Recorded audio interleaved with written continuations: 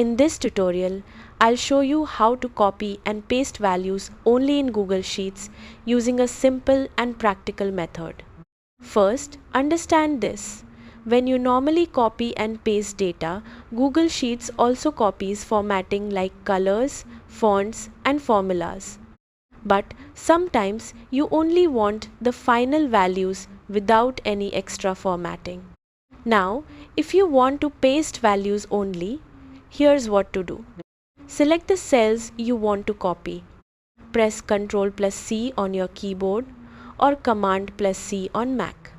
Next, go to the cell where you want to paste the data.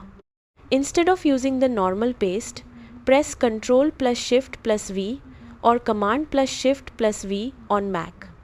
This will paste only the values without any formatting or formulas. You can also right-click, go to Paste Special and choose Values Only. Your data will now appear clean with just the numbers or text. That's it.